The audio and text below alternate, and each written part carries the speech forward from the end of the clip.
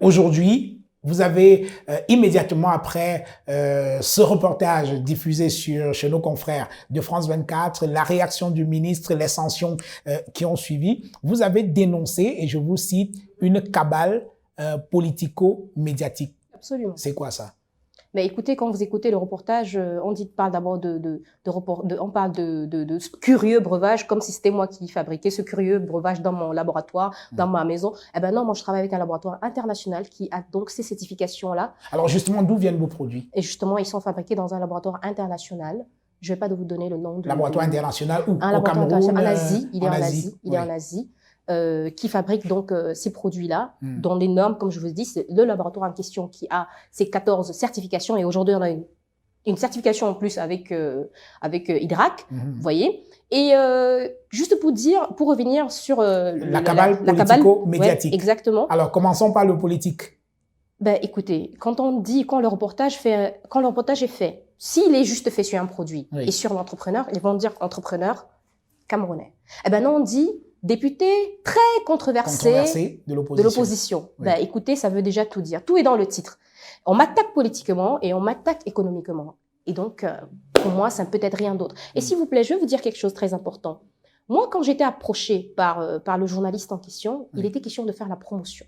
Il n'a jamais été question de faire une enquête, quoi que ce soit, parce que moi, j'ai encore tous les messages et tout ce qu'il faut pour prouver que le but dans lequel... Attendez, Jean-Bruno Tagneux, je ne veux pas savoir comment ça se fait. C'est pas la première fois que je passe à France 24. C'est pas la première fois que je passe dans les chaînes internationales. Je suis quand même une personnalité respectée de ce pays et je représente beaucoup.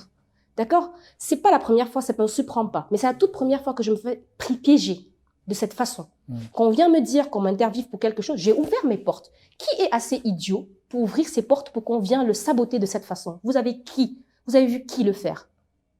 Alors moi, j'étais scandalisée. Et quand je parle bien d'une cabale médiatico-politique, eh ben, c'est le cas. Sinon, pourquoi il est venu pour dire qu'il va faire une promotion? Mais justement, c'est de la naïveté. Est-ce qu'on n'est pas péché par une naïveté? Justement, France 24 ne viendra jamais faire un reportage pour faire la promotion Jean-Bruno Tagneux, je vous ai déjà dit plusieurs fois. Excusez-moi. Je vous ai dit plusieurs fois, je suis déjà passée sur France 24. C'est pas la première fois. Et ça a toujours été pour m'encenser. C'était pas pour me descendre.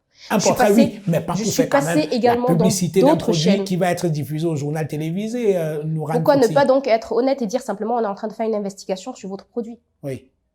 Pourquoi mentir? Des journalistes sont des menteurs aujourd'hui? Enfin, moi, je ne peux pas parler du fond de cette affaire parce que je n'étais pas là au moment où mon confrère est venu vous chercher, mais je reste quand même dans la démarche journalistique. La démarche journalistique voudrait qu'il fasse des investigations et qu'il ait des rapports scientifiques qui collaborent ou qui corroborent ces sorties médiatiques qui disent que ce produit est un poison. Oui. Et que c'est un produit décapant. Oui, il vous a fait parler dans ce reportage. Oui, j'ai parlé. Et d'ailleurs, j'ai parlé combien de fois? Parce qu'à chaque fois que je parle, vous voyez, je vous parle 2 secondes et puis on coupe. Je parle 2 secondes et on coupe. Oui. Donc, c'est du copier-monter. Moi, j'ai dit, de toute façon, j'encaisse tout seul. J'ai pas fait de sortie parce que j'ai dit, je prends tout sur moi. Oui. Je suis... parfois, il faut des gens qui doivent se sacrifier pour que d'autres personnes puissent grandir. C'est comme les fourmis, vous voyez, quand il y a un piège, il y a toujours une partie des fourmis qui se sacrifient pour que les autres fourmis puissent traverser. C'est ce que je représente aujourd'hui et ça me gêne pas de le faire. Je prendrai des coups pour que d'autres jeunes, d'autres entrepreneurs puissent avancer.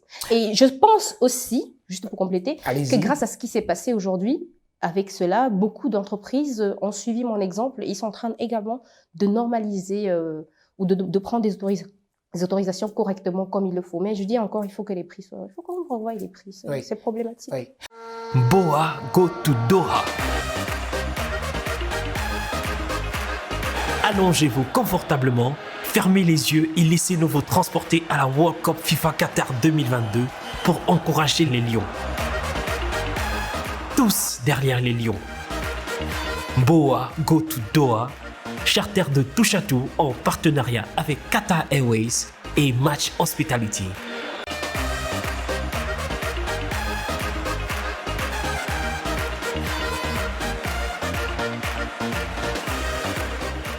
Contact à Douala au 670 51 15 98 ou le 696 40 05 31, à Yaoundé au 651 15 27 27. Boa Go to Doha.